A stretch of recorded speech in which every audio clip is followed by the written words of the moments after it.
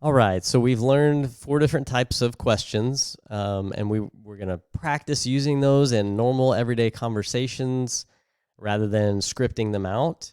We've learned how we can interact with people and listen really well to people. And these are just 2 tools to go in the tool belt for a disciple maker. But I wanted to reassure you guys, like, all of this is meant to be done in the context of healthy relationships.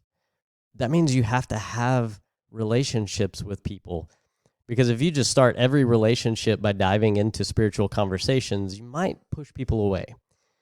So it's okay to start having conversations with people that are about things like sports and music and movies and just things that other people have in common in general.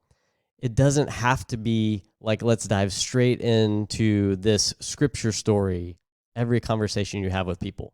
So take time and get to know people, do things together, go to the movies, go to ball games, go hang out at a restaurant and just chit chat. It's okay to have small talk, but use that as a relationship building thing, because at the end of the day, when you have a relationship with someone, you want them to know about Jesus. You want them to get closer to Jesus. And so these tools will then come in handy to help you walk them towards Jesus. But a couple of other things I just want to remind you of. First of all, there are 3 parts in the disciple making journey. You are only responsible for your part. So don't try to do someone else's part. Let God do his part. It never works out well for us to try and do God's part. But the other thing is, there's a misconception that I think sometimes we have, where if we're new to this disciple journey, following Jesus and becoming more like him, maybe you were just baptized and you think, I'm not ready to disciple other people, so I don't need to learn these tools. You couldn't be more wrong. Every single one of us who are following Jesus needs to learn these tools. They're just tools that will help you become a better disciple maker. And just because you're new on this journey doesn't mean you can't start making disciples now. You can have spiritual conversations with people. You can learn how to listen really well and get curious about other people's stories and how God's working in their lives.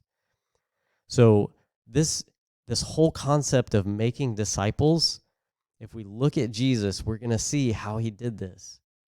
He found common ground with people, connected with people, shared biblical truth with people, asked really good questions, listened very intently because he was curious to know people. You and I can do the same thing. We can learn how to be good disciple makers. And as we do, guys, we're going to impact people's lives. Our lives will be impacted and transformed. And ultimately, our whole desire is to see a disciple-making movement happen right here around our church. So thank you guys for tuning into this. Make sure you practice these tools and learn to become a better disciple maker, because you are a disciple maker.